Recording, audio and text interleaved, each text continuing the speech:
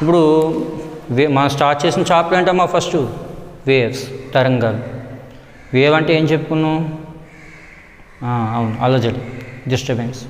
ఒక మీడియంలో ఒక డిస్టర్బెన్స్ వెళ్తున్నట్లయితే అందులో ఉన్నటువంటి పార్టికల్స్ అన్నీ కూడా వైబ్రేట్ అవుతూ ఎనర్జీని ఏం చేస్తున్నాయి? ఒక చోట నుండి వేరే చోటకి తీసుకువెళ్తున్నాయి. మరి ఆ వేవ్తో పాటు మీడియంలో పార్టికల్స్ వెళ్ళిపోతున్నాయా? వెళ్ళవు. ఎక్కడున్న పార్టికల్స్ అక్కడే ఉంటాయి. దానికి ఎగ్జాంపుల్గా వాటర్లో స్టోన్ వేసామనుకోండి, ఏమవుతుంది? ఒక డిస్టర్బెన్స్ అనేది ఫామ్ అవుతుంది, అలాగే వేవ్స్ అనేవి జనరేట్ అవుతుంది. మరి ఆ వాటర్ పార్టికల్స్ వేవ్తో పాటు వెళ్ళిపోతున్నాయా? లేదు కదా. ఇప్పుడు నేను మాట్లాడుతున్నాను, ఆ సౌండ్ మీరు వింటున్నారు.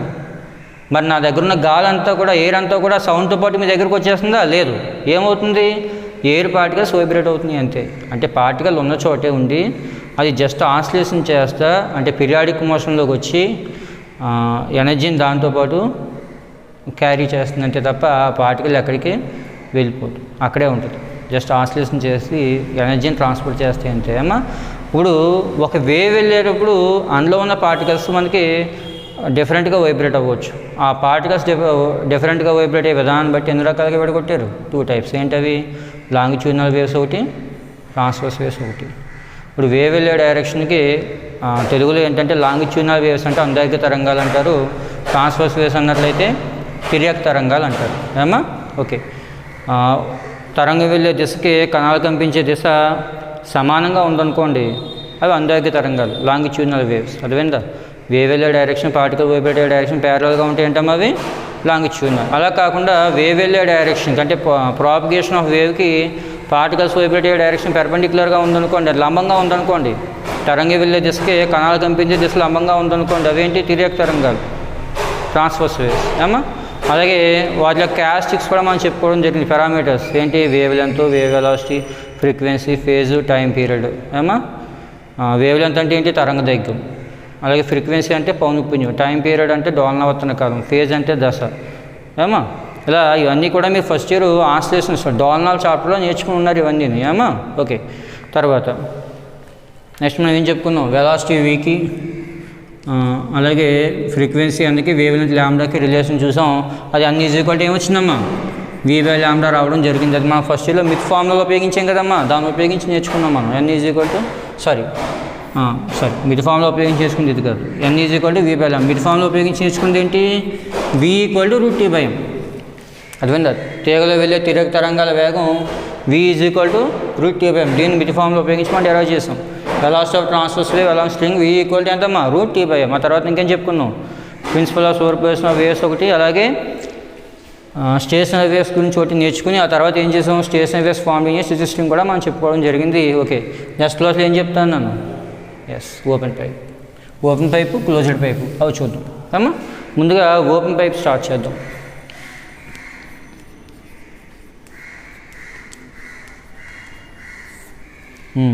ఓపెన్ పైప్ అంటే తెరిచిన గొట్టము అంటుంది తెలుగులో. ఓపెన్ పైప్ అంటే ఏం చెప్పొచ్చమ్మా? if the both end of the pipe is called open, if the both ends of the pipe is open, then the pipe is called open pipe. ఒక గొట్టం యొక్క రెండు వైపులా ఓపెన్ చేసి ఉన్నట్లయితే దాన్ని మనం ఓపెన్ పైప్గా చెప్పడం జరుగుతుంది. అర్థమైందా? If the both ends of the pipe are open, then the pipe is called open pipe. ఒక గొట్టం యొక్క రెండు వైపులా తెరిచి ఉన్నట్లయితే దాన్ని తెరిచిన గొట్టము అంటాం, ఓపెన్ పైప్గా మనం చెప్పడం జరుగుతుంది. ఇప్పుడు మనం చేయవలసిన పని ఏంటంటే ఓపెన్ పైప్లో స్టేషనరీ వేవ్స్ ఎలా ఫామ్ అవుతుంది? Stationery waves formed in a open pipe. Next concept.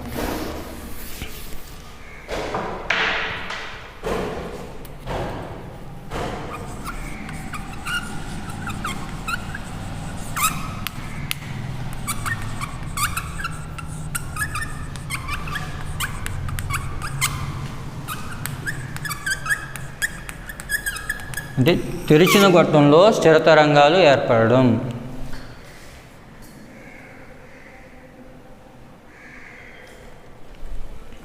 Okay, ఇప్పుడు ముందుగా ఏం చేద్దామంటే ఒక ఓపెన్ పైప్ తీసుకుని అందులోకి ఒక సౌండ్ వేవ్ని పంపుతాం. ఒక ధ్వని తరంగాన్ని పంపినట్లయితే అది ఏం చేస్తుంది? ఈ గొట్టంలో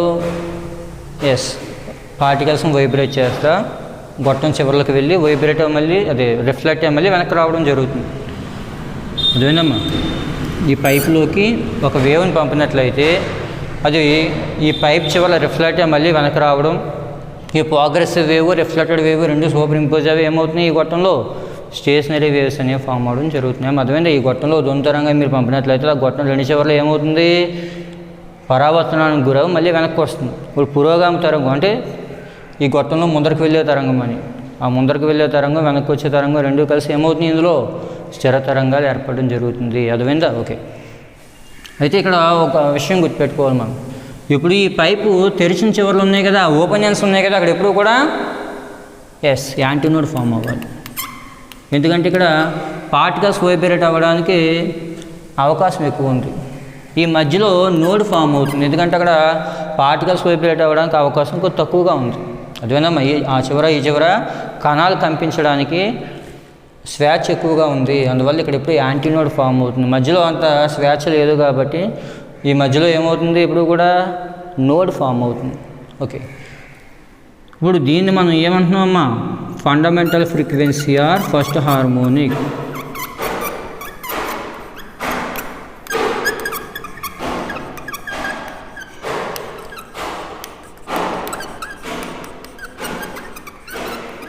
దీనికి L ఈజ్ ఈక్వల్ టు ఏమవుతుంది, ఎల్ వాల్యూ ఎంత అవుతుంది చూడండి. దీనికి ఎల్ వాల్యూ ఎలా రాయాలి మరి, ఇలా ఉంటే మనం ఈజీగా రాస్తాం ముందర వైర్లో λ/2 అని, కానీ ఇక్కడేమో అలా లేదు, ఇలా ఉంది. దీన్ని మనం అర్థం చేసుకోవడం కోసం ఏం చేద్దామంటే ఇటువైపు ఉన్నటువంటి ఈ భాగాన్ని తీసుకొచ్చి ముందర వేశారనుకోండి, అప్పుడు అది ఎలా అవుతుందా, ఈ భాగాన్ని తీసుకొచ్చి దీనికి కలిపేస్తే అంటే ఇప్పుడు దీని వాల్యూ కూడా ఏమవుతుంది, ఎల్ వాల్యూ λ/2 అవుతుంది. అర్థమైందమ్మా? అంటే length of the wave L is equal to ఎంత రాసుకోవచ్చు, λ/2. ఓకే. నెక్స్ట్ దీని తర్వాత పాసిబుల్ అయ్యేది ఏంటి, సెకండ్ హార్మోనిక్. సెకండ్ హార్మోనిక్లో ఎలాంటివి ఎన్ని ఉండాలనుకున్నాం, వైర్కి అయితే చూడండి, ఫస్ట్ హార్మోనిక్ ఇలా వేసాం, సెకండ్ హార్మోనిక్ ఇలా వేసాం, అంటే ఇలాంటివి రెండు ఫామ్ అయినాయి. సో దీనికి కూడా అంతే, ఇలాంటివి 2 ఫామ్ అవ్వాలి. ఇలాంటివి 2 ఫామ్ అవ్వాలంటే వేవ్ ఎలా జనరేట్ అవుతుంది అప్పుడు సెకండ్ హార్మోనిక్లో చూడండి, దీన్ని 2 భాగాలు అనుకోండి. ఇప్పుడు ఈ భాగంలో ఇది వేయండి, మళ్ళీ సేమ్ ఇదే ఇంకొకసారి వేయండి ఇలా, ఇప్పుడు ఈ 2 యాడ్ చేయండి. సో ఇది సెకండ్ హార్మోనిక్లో వేవ్ ఈ విధంగా ఫామ్ అవుతుంది. ఇప్పుడు length of the wave L is equal to ఎంత అవుతుందమ్మా, 2λ/2 అవుతుంది. నెక్స్ట్ థర్డ్ హార్మోనిక్ అంటే మూడవ అనుస్వరం, ఇదేమో సెకండ్ హార్మోనిక్ ఆర్ ఫస్ట్ వావర్తోన్, ఏమో రెండవ అనుస్వరం లేదా మొదటి అతిస్వరం అవుతుంది. L ఈజ్ ఈక్వల్ టు ఎంత, 2λ/2. అలాగే నెక్స్ట్ హయ్యర్ మోడ్ ఏంటి, థర్డ్ హార్మోనిక్. అంటే ఇటువంటివి ఎన్ని ఫామ్ అవ్వాలి, 3 ఫామ్ అవ్వాలి. సరే, ముందు 3 భాగాలు చేద్దాం, దీన్ని 3 ఈక్వల్ పార్ట్స్గా డివైడ్ చేసుకోండి. ఇప్పుడు ఇది అటువంటి 3 వేసి యాడ్ చేసేయండి అంతే ఏమో. ఇప్పుడు L ఈజ్ ఈక్వల్ టు ఎంత అవుతుంది, 3λ/2. ఇది థర్డ్ హార్మోనిక్గా మనం తీసుకోవడం జరుగుతుంది. థర్డ్ హార్మోనిక్గా సెకండ్ అవుతుంది. మన కన్వీనియన్స్ కోసం L ఈజ్ ఈక్వల్ టు λ1/2 అనుకోండి. దీన్ని సెకండ్ హార్మోనిక్లో 2λ2/2, థర్డ్ హార్మోనిక్లో λ3/2గా రాసుకోండి ఏమో. ఓకే. ఇప్పుడు మనం చేయవలసిన పని ఏంటంటే ఫస్ట్ హార్మోనిక్లో ఉన్నటువంటి ఆ వేవ్ యొక్క ఫ్రీక్వెన్సీ, సెకండ్ హార్మోనిక్ యొక్క ఫ్రీక్వెన్సీ, థర్డ్ హార్మోనిక్ యొక్క ఫ్రీక్వెన్సీస్ని ఫైండ్ అవుట్ చేద్దాం. ముందుగా ఫస్ట్ హార్మోనిక్ని ఫైండ్ అవుట్ చేద్దాం. ఫస్ట్ హార్మోనిక్ తీసుకున్నట్లయితే ఫస్ట్ హార్మోనిక్ యొక్క లెంత్ ఎంతమ్మా, L ఈజ్ ఈక్వల్ టు λ1/2. దానికి λ1 ఈజ్ ఈక్వల్ టు ఎంత, 2L. అర్థమవుతుందమ్మా, L is equal to ఎంత, λ1/2. దానికి λ1 ఈక్వల్ టు ఎంత, 2L. ఇప్పుడు fundamental frequency N1 is equal to ఏం రాయొచ్చు, ఆల్రెడీ మీకు ఫస్ట్లో చెప్పాను, చాలా ఇంపార్టెంట్ రిలేషన్ ఇది, చాప్టర్ మొత్తం అంతా అవసరం అవుతుంది. ఏంటిది, N is equal to V/λ. అది రాయండి ఇక్కడ. ఫస్ట్ది కాబట్టి N1 ఈజ్ ఈక్వల్ టు ఎంతమ్మా, V/λ1. λ1 అంటే 2L కాబట్టి N1 is equal to V/λ1 is equal to ఎంత అవుతుంది, V/2L. ఇది ఫండమెంటల్ హార్మోనిక్ యొక్క frequency. N1 is equal to ఎంతమ్మా, V/2L. అది ఇప్పుడు నెక్స్ట్ సెకండ్ హార్మోనిక్ చూద్దాం. ఫస్ట్ హార్మోనిక్ చూసారు కదా, ఇప్పుడు సెకండ్ హార్మోనిక్.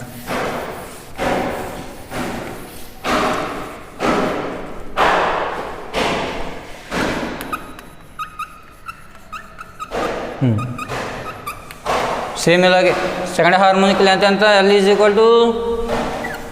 2λ/2/2. చాలామంది అనుకోవచ్చు ఎందుకు 2λ/2 రాయడం, λ2 డైరెక్ట్గా రాసుకోవచ్చు కదా అని. మనం λ2 రాసిన అంటే L = λ/2 రాసినా మళ్ళీ మనకి డెరివేషన్ చేసేటప్పుడు 2తో మల్టిప్లై చేసి డివైడ్ చేసుకోవాల్సి ఉంటుంది. ఇంకా అందుకనే ఇంకా 2λ/2/2గా వదిలేసాను. ఏమా మీకు డెరివేషన్ చేసేటప్పుడు ఒక ఆర్డర్లో ఉంటుందని ఉద్దేశంతో L = 2λ/2. దాని నుంచి λ2 ఎంత అవుతుందమ్మా, 2L/2. ఫ్రీక్వెన్సీ N2 ఏం రాయొచ్చు ఇక్కడ, V/λ2. V/λ2 అంటే ఎంత, 2L/2. రివర్స్ అయితే ఏమవుతుంది, 2V/2L. దీన్ని ఎలా రాసుకోవచ్చు, 2 × V/2L. కానీ V/2L అంటే ఏమొచ్చింది మనకి, ఫస్ట్ హార్మోనిక్ వెళ్ళండి N1. అంటే అప్పుడు N2 ఏం రాయొచ్చు, 2N1 రాయొచ్చు కదా. అది అవుతుందమ్మా. సెకండ్ హార్మోనిక్ యొక్క లెంత్ L = 2λ/2. ముందు లెంత్ రాసుకుంటారు ఏ హార్మోనిక్ అయినా సరే. దానికి λ2 ఎంత అవుతుంది, 2L/2. Frequency N2 = V/λ2. V/λ2 అంటే ఏం రాయొచ్చు, 2L/2. రివర్స్ అయితే 2V/2L, 2 × V/2L. V/2L అంటే ఫస్ట్ హార్మోనిక్ లెంత్ N1 వచ్చింది. అంటే N2 ఏం రాయొచ్చమ్మా, 2N1. అంటే second harmonic frequency first harmonic frequency double ఉంటుంది. Okay, next third harmonic.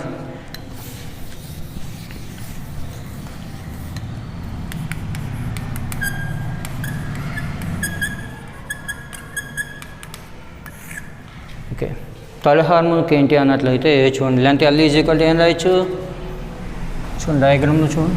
ఇది థర్డ్ హార్మోనిక్ 3 భాగాలు చేయదు కదా.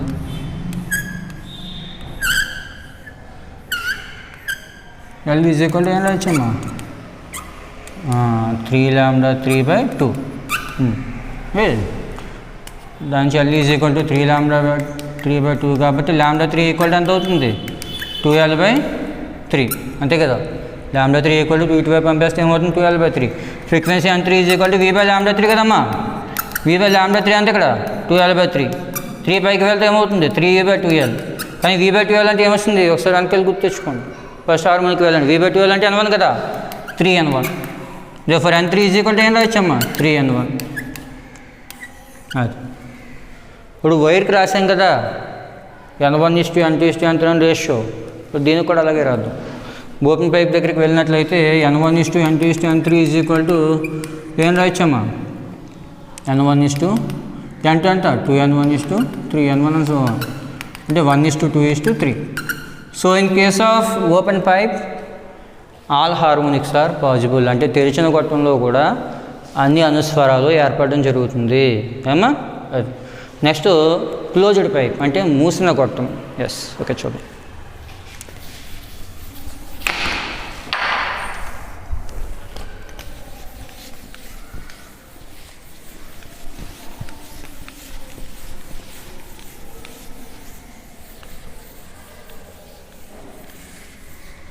Closed pipe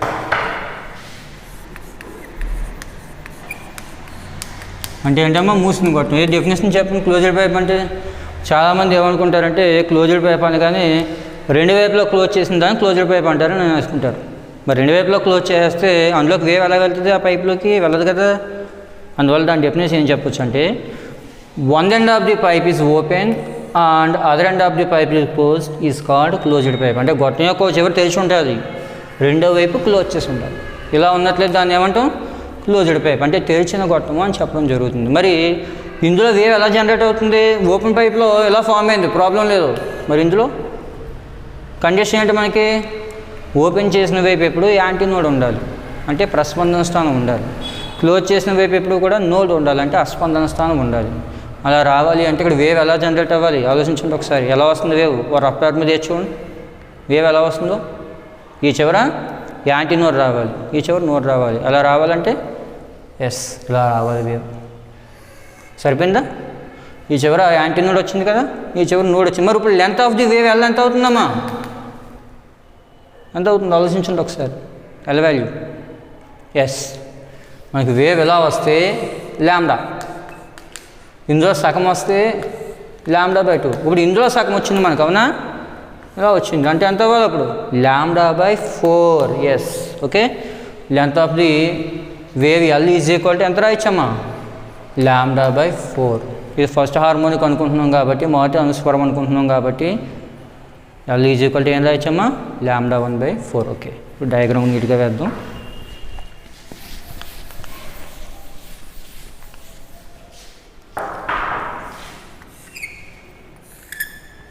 ఇదేంటమ్మా? First harmonic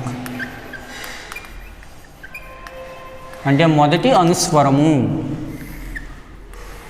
L is equal to ఎంత అవుతుందండి? λ1/4. అర్థమైందా? λ/4 ఎలా రాసాము? అందుకే ఒక ఫుల్ వేవ్ జనరేట్ అయితే వేవ్ లెంత్ తరంగదైర్ఘ్యం ఎంత అండి? λ. అందులో హాఫ్ జనరేట్ అయితే ఎంతమ్మా? λ/2. ఇది హాఫ్లో హాఫ్ అంటే వేవ్లో 4వ వంతు వచ్చింది. ఇక్కడ వేవ్లో 4వ వంతు వచ్చింది కాబట్టి ఎంత అవుతుంది? L ఈక్వల్ టు λ1/4 అవుతుంది. ఓకే, నెక్స్ట్ మరి ఫస్ట్ హార్మోనిక్ అయిపోయిన వెంటనే నెక్స్ట్ ఏ హార్మోనిక్ వస్తుంది మనకి? Second harmonic. ఏమా? రెండవ అనుస్వరం. మరి తెరిచిన గొట్టంలో రెండవ అనుస్వరం ఎలా వస్తుందో ఒకసారి వేసి చూద్దామా? ఒకసారి చూడండి ఎలా వస్తుందో. మనకి రెండవ అనుస్వరం రావాలి అంటే ఏం చేయాలి? కంపల్సరీ కండిషన్ ఏంటి? ఈ చివర నోడ్ ఉండాలి, అంటే అస్పందన స్థానం ఉండాలి. ఈ చివర ప్రస్పందన స్థానం ఉండాలి. ఇలాంటివి రెండు ఉండాలి మనకి, అంతే కదా? అంటే ఒకటి ఇలా ఉండాలి, లేదు ఇలా ఉండాలి, అంతే కదమ్మా? ఈ రెండు కూడా తప్పే. ఎందుకంటే ఇలా వేవ్ జనరేట్ అయింది అనుకోండి. ఎందుకంటే చూడండి, మనం వైర్ చూసామనుకోండి, వైర్ ఫస్ట్ హార్మోనిక్ ఇలా వచ్చింది, సెకండ్ హార్మోనిక్ ఇలా వచ్చింది. అలాగే పైప్, అది ఓపెన్ పైప్కి ఫస్ట్ హార్మోనిక్ ఇలా వచ్చింది, సెకండ్ హార్మోనిక్ ఇలా వచ్చింది. అంటే ఫస్ట్ హార్మోనిక్ డబుల్ ఉండాలి, అంటే ఇక్కడ కూడా ఇలాంటివి రెండు ఉండాలి. మరి రెండింటిని ఎలా అరేంజ్ చేయాలి మనం? దానికి కూడా కండిషన్ ఏంటి?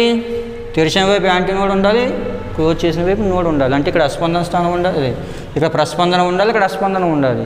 కానీ మరి ఆ రెండు కండిషన్లో సాటిస్ఫై అవుతలేదు కదా ఇక్కడ. ఎందుకంటే వేవ్ ఎలా జనరేట్ అవ్వదు, ఇక్కడ జనరేట్ అంటే మూసిన గొట్టంలో, అంటే in case of closed pipe second harmonic or not possible. అర్థమైందమ్మా? అంటే మూసిన గొట్టంలో రెండవ అనుస్వరం ఏర్పడదు. రెండవ అనుస్వరం ఏర్పడదు కదా, దాన్ని వదిలేద్దాం. నెక్స్ట్ ఏంటి? థర్డ్ హార్మోనిక్ అంటే మూడవ అనుస్వరం. అర్థమవుతున్నామా? ఇక్కడ రెండవ అనుస్వరం ఎందుకు ఏర్పడదు? ఎందుకంటే వేవ్ మనం ఇచ్చిన కండిషన్ సాటిస్ఫై చేయలేకపోతుంది మనం వేసిన డయాగ్రామ్. ఎందుకని? ఈ చివర నోడ్ ఫామ్ అవుతుంది కరెక్టే, కానీ ఈ చివర యాంటీ నోడ్ ఫామ్ అవుతూ వేవ్ జనరేట్ అవ్వాలి. ఇలాంటివి రెండు రావట్లేదు కదా, అందువల్ల సెకండ్ హార్మోనిక్ పాసిబుల్ అవ్వదు. Next third harmonic. So in case of closed pipe next higher mode is possible only third harmonic. Okay, second harmonic or not possible. అని అర్థమైందా? మూసిన గొట్టంలో రెండవ అనుస్వరం ఏర్పడదు. ఏం ఏర్పడుతుంది? నెక్స్ట్ మూడవ అనుస్వరం ఏర్పడుతుంది. ఇప్పుడు ఇలాంటివి ఎన్ని ఉండాలి? మరి 3 ఉండాలి. ఆ 3 ఎలా వేసుకోవచ్చు? ఇలా వేసుకోవచ్చా? సరిపోయిందా? మనం అనుకున్న కండిషన్ వచ్చిందా? ఈ చివర యాంటీ నోడ్ వచ్చింది కదమ్మా, ఈ చివర నోడ్ వచ్చింది, అంటే ఈ చివర అస్పందన స్థానం వచ్చింది, ఈ చివర ప్రస్పందన స్థానం వచ్చింది. ఇప్పుడు దీన్ని కట్ చేసామనుకోండి 2, ఇది 1, 3 సరిపోయింది కదా ఇటువంటి. అర్థమైందా? అంటే length L is equal to ఏమవుతుంది?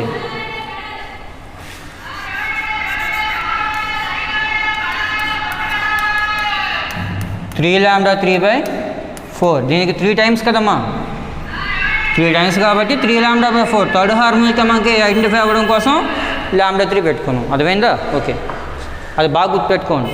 క్లోజ్డ్ పైప్లో సెకండ్ హార్మోనిక్ పాసిబుల్ అవ్వదు, రెండవ అనుస్వరం పాసిబుల్ అవ్వదు, మూడో అనుస్వరం మాత్రమే ఏర్పడుతుంది. ఓకే, నెక్స్ట్ థర్డ్ హార్మోనిక్ తర్వాత ఏంటమ్మా? Fourth harmonic. సేమ్ అది కూడా ఇంతే, పాసిబుల్ అవ్వదు. సెకండ్ హార్మోనిక్ ఎలా అయితే పాసిబుల్ అవ్వలేదో ఫోర్త్ హార్మోనిక్ కూడా పాసిబుల్ అవ్వదు. నెక్స్ట్ ఏం పాసిబుల్ అవుతుంది? Yes, fifth harmonic. Fifth harmonic అంటే ఇటువంటివి ఎన్ని ఉండాలి? 5 ఉండాలి. మరి 5 ఎలా అరేంజ్ చేద్దాం?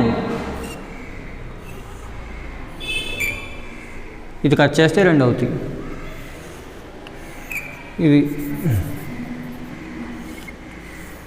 ఒక 2, 1, 5 సరిపోయినాయమ్మా?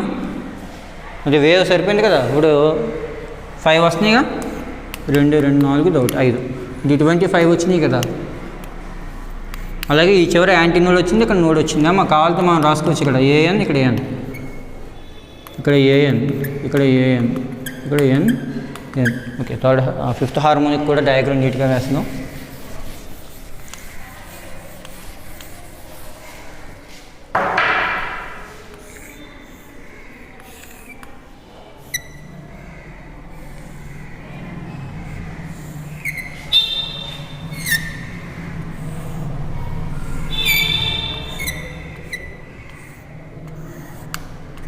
ఇప్పుడు L ఈజ్ ఈక్వల్ టు ఏం రాయొచ్చమ్మా?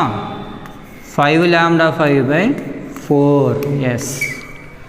ఓకే, ఇప్పుడు దీనికి కూడా ఏఎన్ రాద్దామా, అలాగే ఎన్ఎల్ కూడా రాద్దామా? ఓకే ఏమా? ఓకే, ఇప్పుడు ఫస్ట్ హార్మోనిక్ యొక్క ఫ్రీక్వెన్సీకి ఈక్వేషన్ డిటర్మైన్ చేద్దామా? ఓకే, చూడండి. ఫస్ట్ హార్మోనిక్ మొదటి అనుస్వరానికి ఈక్వేషన్ సేమ్ ఓపెన్ పైప్కి ఎలా అయితే మనం ఫైండ్ అవుట్ చేసామో దీనికి అంతే. L ఈజ్ ఈక్వల్ టు ఎంత? λ1/4. దానికి λ1 ఈజ్ ఈక్వల్ టు ఏం రాయొచ్చమ్మా? 4L. మనకు frequency N1 is equal to ఏం రాయొచ్చు? V/λ1 అంటే V/4L. So the frequency of fundamental harmonic N1 is equal to ఎంత అవుతుంది? Yes, V/4L. Next second harmonic చూద్దామా? చూడండి, సెకండ్ హార్మోనిక్ పాజిబుల్ అవ్వదు. ఇక్కడ ఏది పాజిబుల్ అవుతుంది? Third harmonic. Okay, next third harmonic చూద్దాం. Frequency of third harmonic N3. ఏమా? N2 ఉండదు ఇక్కడ, N1 తర్వాత N3 వస్తుంది. ఓకే, ఇక్కడ length L is equal to ఎంత? 3λ 3/4. దానికి λ3 ఈజ్ ఈక్వల్ టు ఎంత రాయొచ్చమ్మా? 4L/3. ఓకే, నెక్స్ట్ ఏం చేయాలమ్మా? Yes, frequency N3 is equal to V/λ3. V/λ3 అంటే ఏమనుకున్నాం ఇక్కడ? 4L/3 కదా. మరి రివర్స్ అయితే ఏమవుతుంది? 3V/4L. 3 × V/4L is equal to ఎంత? V/4L అంటే ఏమొచ్చింది మనకి? స్టార్టింగ్కి వెళ్ళండి, N1 వచ్చింది అంటే 3N1. ఎస్. ఓకే, అదేనమ్మా. So second harmonic third harmonic frequency N3 is equal to ఏం రాయొచ్చమ్మా? 3N1 అంటే ఫస్ట్ హార్మోనిక్ ఎన్ని టైమ్స్ ఉంది? 3 టైమ్స్ ఉంది. ఓకే, అదేనమ్మా. First harmonic N1 is equal to V/4L. Third harmonic చూడండి, L ఈజ్ ఈక్వల్ టు ఎంత? 3λ 3/4. దానికి λ3 ఈక్వల్ టు ఎంత అవుతుంది? 4L/3. N3 is equal to V/λ3 కదా. V/λ3 అంటే ఏం రాయొచ్చు? 4L/3. రివర్స్ అయితే ఏమవుతుంది? 3V/4L. దాన్ని 3 × V/4Lగా రాసుకుని V/4L అంటే ఏమొచ్చింది ఇక్కడ నుంచి? N1 కదా. N3 ఈజ్ ఈక్వల్ టు ఏమవుతుందమ్మా? 3N1. Okay, next fifth harmonic. Fourth harmonic రాదు కదా, ఇక్కడ పాజిబుల్ అవ్వదు కదా. అందువల్ల నెక్స్ట్ ఏంటి? Fifth harmonic. ఓకే,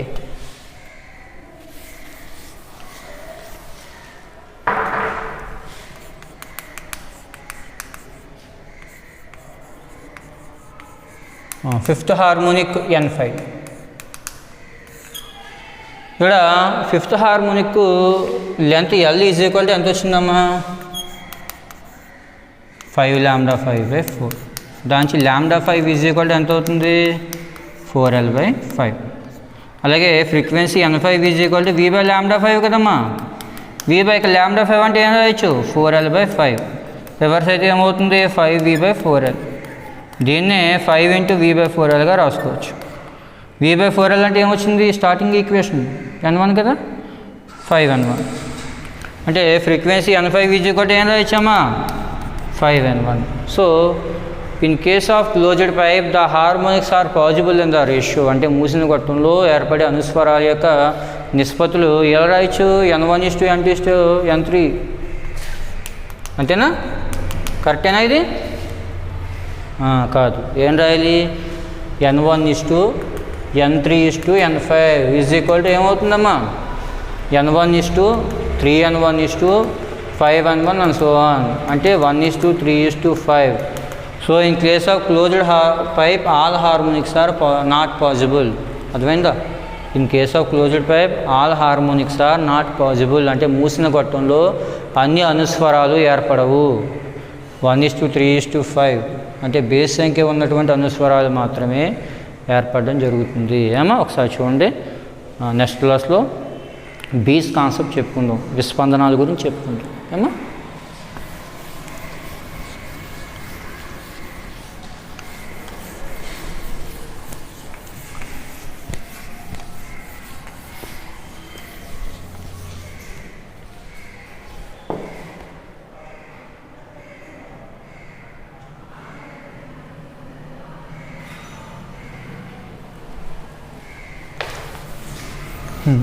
ఏమో లాస్ట్ క్లాస్లో ఏం చెప్పుకున్నాం గుర్తుందా? ఎస్, చేసిన వేస్ ఫామ్ చేసి సిస్టమ్ కూడా చెప్పుకున్నాం, అలాగే క్లోజ్డ్ పైపు ఓపెన్ పైపు కూడా చెప్పుకున్నాం. ఏమో సాగదీసిన తీగలో స్థిర తరంగాలు ఏర్పడడం, తెరిచిన గొట్టం మూసిన గొట్టం కూడా చెప్పుకోవడం జరిగింది. సాగదీసిన తీగలో అయితే అన్ని హార్మోనిక్స్ పాజిబుల్ అవుతున్నాయి, అలాగే తెరిచిన గొట్టంలో కూడా అన్ని హార్మోనిక్స్ పాజిబుల్ అవుతున్నాయి. కానీ మూసిన గొట్టంలో మాత్రం బేస్ సంఖ్య ఉన్నవి, అంటే 1:3:5 ఆ రేషియోలో మాత్రమే పాజిబుల్ అవ్వడం జరుగుతుందని చెప్పి ఆల్రెడీ చెప్పుకోవడం జరిగింది. నెక్స్ట్ కాన్సెప్ట్ వచ్చి బీస్, విస్పందనాలు.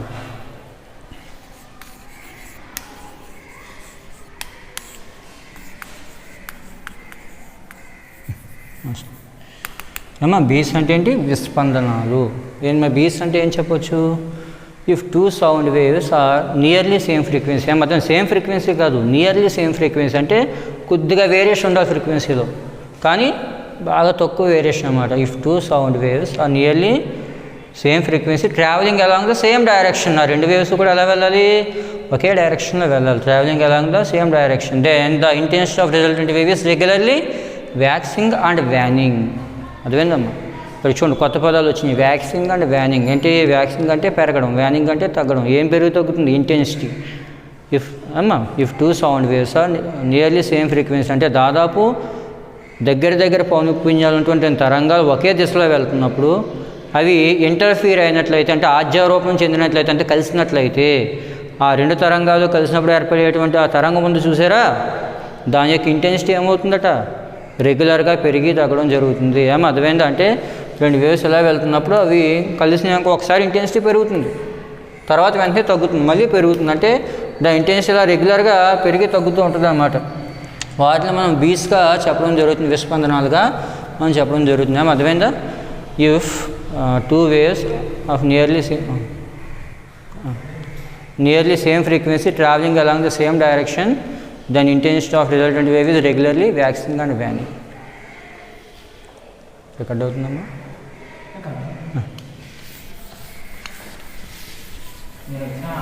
అలాగే. ఓకే, పీస్ యొక్క యూజెస్ చూద్దాం ఇప్పుడు.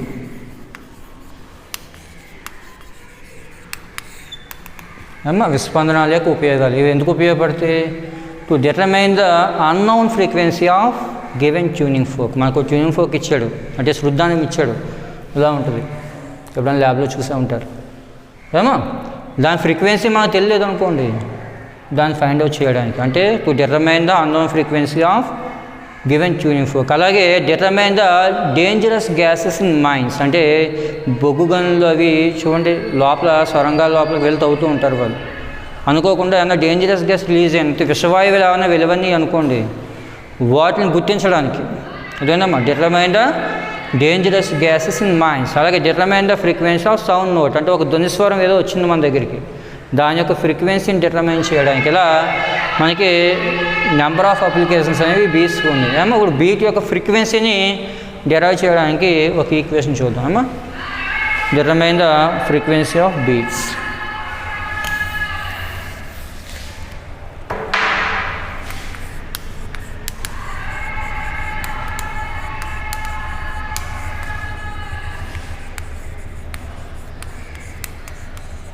అర్థమైందమ్మా? బీట్స్ అంటే విస్మరణ అంటే అర్థమైందా? రెండు సౌండ్ వేవ్స్ అనేవి ఒకే డైరెక్షన్లో వెళ్తూ కలవడం వల్ల, అంటే ఇంటర్ఫియర్ అవ్వడం వల్ల ఏర్పడేటువంటి ఆ వేవ్ని చూసారా, ఆ వేవ్ యొక్క ఇంటెన్సిటీ ఏమవుతుంది? ఒకసారి పెరగడం తగ్గడం జరుగుతుంది. కాకపోతే అలాగా రెగ్యులర్గా, అంటే ఒక సిస్టమేటిక్గా, ఒక పీరియాడిక్గా జరుగుతుంది అన్నమాట. అంటే ఒకసారి పెరిగిపోవడం తగ్గిపోవడం అలా కాకుండా రెగ్యులర్గా ఒకసారి పెరిగి మళ్ళీ వెంటనే తగ్గి పెరగడం, ఇలా రెగ్యులర్గా జరుగుతుంటే వాటిని బీట్స్ అంటాం. అర్థమైందా? If two sound waves are traveling along the same direction, and interfere, then the intensity of resultant wave is regularly waxing and waning. అదేవిధంగా రెండు సౌండ్ వేవ్స్ని ఒక డైరెక్షన్లో వెళ్తూ కలవడం వల్ల ఏర్పడే తరంగం యొక్క తీవ్రత పెరిగి తగ్గుతూ ఉంటుంది అన్నమాట. ఏమో వాటిని బీట్స్గా మనం చెప్పడం జరుగుతుంది. ఓకే, బీట్ యొక్క ఫ్రీక్వెన్సీని డిటర్మైన్ చేయడం కోసం కన్సిడర్ టు సౌండ్ నోట్స్, రెండు ధ్వని తరంగాలు తీసుకోండి. ఏమో consider to sound notes of frequencies N1 and N2. అదేవిధంగా ఒక సౌండ్ నోట్ యొక్క ఫ్రీక్వెన్సీ ఎంతమ్మా N1, ఇంకో సౌండ్ నోట్ యొక్క ఫ్రీక్వెన్సీ ఎంత N2. అలాగే వీటి యొక్క టైం పీరియడ్లో T1, ఫస్ట్ వేవ్ యొక్క టైం పీరియడ్ T1 అనుకోండి. అదేవిధంగా T1 టైంలో దాని ఫ్రీక్వెన్సీ N1 అనుకోండి. T2 టైంలో దీని ఫ్రీక్వెన్సీ N2 అనుకున్నట్లయితే T1 టైం పీరియడ్లో N1 ఫ్రీక్వెన్సీ ఉన్నటువంటి వేవ్లు ఇన్స్టెంట్ అయినప్పుడు ఆ పార్టికల్ చేసే వైబ్రేషన్స్ ఎన్ని అవుతాయి మనకి? Frequency is equal to formula ఏంటి? Number of oscillations by time. యాక్చువల్గా అయితే by time period. So first wave యొక్క ఫ్రీక్వెన్సీ N1 అనుకున్నాం కాబట్టి N1 ఈజ్ ఈక్వల్ టు ఏం రాయచ్చమ్మా? Number of oscillations by time period T1. For number of oscillations is equal to ఎంతమ్మా? N1 T1గా రాసుకోవచ్చు. ఏమా? ఓకే, ఫస్ట్ వేవ్ ఇన్స్టెంట్ అయినప్పుడు ఆ ఒక పార్టికల్ మీద ఫస్ట్ వేవ్ ఇన్స్టెంట్ అయినప్పుడు అది చేసేటువంటి ఆసిలేషన్స్ ఏందమ్మా? N1 T1. అలాగే సెకండ్ వేవ్ ఇన్స్టెంట్ అయినప్పుడు అది చేసేటువంటి ఆసిలేషన్స్ ఎన్ని? N2 T2. ఇప్పుడు ఏమనుకుంటున్నాం? రెండు వేవ్స్ ఒకే టైంలో పార్టికల్ మీద ఇన్స్టెంట్ అవుతాయి కాబట్టి T1 is equal to T2 is equal to T అనుకోవచ్చు. అంటే ఫస్ట్ వేవ్ ఇన్స్టెంట్ అయినప్పుడు పార్టికల్ చేసేటువంటి vibrations N1T, second wave instant అయినప్పుడు పార్టికల్ చేసే వైబ్రేషన్స్ ఏమవుతాయి? N2T అవుతాయి. అర్థమైందా? ఓకే, అయితే ఇక్కడ N1 కొంచెం ఎక్కువ ఫ్రీక్వెన్సీ N2 కన్నా, ఎందుకంటే రెండు ఈక్వల్ ఫ్రీక్వెన్సీస్ కాదు కదా, బీస్ ఫామ్ అవ్వాలంటే కొంచెం ఎక్కువ ఉండాలి కాబట్టి N1 is greater than, slightly greater than, అంటే కొంచెం ఎక్కువ. అంటే N1 is slightly greater than N2 అనుకున్నట్లయితే అది ఫస్ట్ పార్టికల్ ఎక్కువ ఆసిలేషన్ చేస్తుందా, సెకండ్ పార్టికల్ ఎక్కువ ఆసిలేషన్ చేస్తుందా? ఎస్, ఫస్ట్ పార్టికల్ ఎక్కువ ఆసిలేషన్ చేయడం జరుగుతుంది. అర్థమవుతుందా కాన్సెప్ట్? ఇక్కడ టూ వేవ్స్ తీసుకున్నామండి. అర్థమైందా? First wave frequency N1, second wave frequency N2. పోను అంత కన్ఫ్యూజ్ లేకుండా ఉండడం కోసం T1 T2 తీసుకుని పోను ఏమా అవసరం లేదు. First wave frequency N1, second wave frequency N2 అనుకుని T టైంలో ఈ ఫస్ట్ వేవ్ వెళ్ళి ఒక పార్టికల్ మీద ఇన్స్టెంట్ అయినప్పుడు అది చేసేటువంటి ఆసిలేషన్స్ ఎన్ని? N1T. అదే టైంలో ఈ సెకండ్ వేవ్ వెళ్ళి ఇన్స్టెంట్ అయితే అది చేసే వైబ్రేషన్స్ ఎన్ని? N2T. ఇప్పుడు N1 ఎక్కువ అనుకున్నాం కాబట్టి ఈ వైబ్రేషన్స్ ఎక్కువ ఉంటాయి కాబట్టి N1T. ఇప్పుడు అది ఎన్ని వేవ్స్ ఎక్స్ట్రా చేయగలుగుతుంది? N1T minus N2T is equal to 1. ఎందుకంటే ఒక వైబ్రేషన్ ఎక్కువ చేస్తుంది అనుకోండి. అర్థమైందమ్మా? సెకండ్ వేవ్ కన్నా ఫస్ట్ వేవ్ ఒక ఆసిలేషన్ ఎక్కువ చేస్తుంది అనుకున్నట్లయితే N1T minus N2T is equal to ఎంత? 1 అనుకున్నట్లయితే N1 minus N2 into T is equal to ఎంతమ్మా? 1. లేదా 1/T ఈజ్ ఈక్వల్ టు ఎంతమ్మా? N1 minus N2. ఇక్కడ 1/టైం టైం పీరియడ్ అంటే ఫ్రీక్వెన్సీ కదా, ఎవరిది? బీస్ యొక్క frequency delta N is equal to ఏం రాయొచ్చు? N1 minus N2. అది అంటే ఆ రెండు వేవ్స్ యొక్క ఫ్రీక్వెన్సీ యొక్క డిఫరెన్సే అక్కడ బీస్ ఫామ్ అవ్వడానికి ఈక్వేషన్ అవుతుంది. ఒకసారి మళ్ళీ క్లియర్గా నీట్గా ఎక్స్ప్లెయిన్ చేస్తాను చూడండి. ఇక్కడ 2 సౌండ్ వేవ్స్ తీసుకున్నామండి, 2 ధ్వని తరంగాలు తీసుకున్నాం. వాటి యొక్క ఫ్రీక్వెన్సీలు ఎంత? ఒకదాని ఫ్రీక్వెన్సీ N1, ఇంకో దాని ఫ్రీక్వెన్సీ ఎంత? N2. ఫస్ట్ వేవ్ వెళ్ళినప్పుడు వచ్చేటువంటి వైబ్రేషన్స్ కంపనాలు ఎన్ని? N1T. అదే టైంలో సెకండ్ వేవ్ ఇన్స్టెంట్ అయితే ఆ పార్టికల్ చేసేటువంటి వైబ్రేషన్స్ ఎన్ని? N2T. ఇక్కడ ఏమనుకున్నామంటే N2 కన్నా N1 ఒక వైబ్రేషన్ ఎక్కువలో ఉంది, ఒక కంపనం ఎక్కువ చేస్తుంది అనుకున్నాం. అందువల్ల ఆ డిఫరెన్స్ ఎంతకి ఈక్వల్ అవ్వాలి? 1కి ఈక్వల్ అవ్వాలి. అదేవిధంగా మనం కూడా ఏమనుకుంటున్నాం? సెకండ్ వేవ్ కన్నా ఫస్ట్ వేవ్ ఒక వైబ్రేషన్ ఎక్కువ చేయగలుగుతుంది అంటే దీని ఫ్రీక్వెన్సీ, రెండింటి ఫ్రీక్వెన్సీ డిఫరెన్స్ ఒక ఆసిలేషన్ అవుతుంది అనుకున్నట్లయితే N1T minus N1T is equal to ఎంతమ్మా? 1 అవుతుంది. అటు N1 minus N2 into T is equal to ఎంత? 1 రాసుకున్నట్లయితే 1/T ఈక్వల్ టు ఏమవుతుంది? N1 minus N2. 1/T అంటే 1/T టైం పీరియడ్ అంటే మా ఫ్రీక్వెన్సీ కదా, అందువల్ల delta N is equal to N1 minus N2. ఈ ఫ్రీక్వెన్సీ ఎవరిది? బీస్. అదేందమ్మా అంటే విస్పందనాల యొక్క పౌనఃపున్యం delta N is equal to ఏం రాయొచ్చు? ఆ రెండు ధ్వని తరంగాల యొక్క పౌనఃపున్యాల భేదంగా రాసుకోవచ్చు. అర్థమైందమ్మా? ఇక్కడ రెండు సౌండ్ వేవ్స్ వెళ్తున్నాయి కదా, ధ్వని తరంగాలు వెళ్తున్నాయి కదా, ఆ రెండు ధ్వని తరంగాల యొక్క ఫ్రీక్వెన్సీ డిఫరెన్స్ ఎంత అనుకుంటున్నాం, మనం ఎజ్యూమ్ చేసుకుంటున్నాం. ఒక వైబ్రేషన్ ఉంది, చేంజ్ ఎంతమో డిఫరెన్స్ ఎంత ఉంది, 1 వైబ్రేషన్ ఉంది అనుకున్నాం. అందువల్ల N1 - N2t = ఎంత, 1 అవుతుంది ఏమో అది. ఓకే, ఒకసారి చూడండి. మీకు ఈ లెసన్కి సంబంధించినటువంటి నోట్స్ని మేము ఇవ్వడం జరుగుతుంది, అది చూసి జాగ్రత్తగా చదువుకోండి అమ్మా. ఓకే, మనకి అదే బీస్ తర్వాత ఉన్న కాన్సెప్ట్లు ఏంటంటే డాప్లర్ ఎఫెక్ట్, డాప్లర్ షిఫ్ట్. వాటిని మనకి ఇంటర్మీడియట్ వారు సిలబస్ నుంచి రెడ్యూస్ చేశారమ్మా. అవి చదవాల్సిన పని లేదు. ఇప్పటి వరకు చెప్పిన కాన్సెప్ట్లు జాగ్రత్తగా నేర్చుకుంటే సరిపోతుంది ఏమో. దానికి సంబంధించిన నోట్స్ మీకు ఇవ్వడం జరుగుతుంది.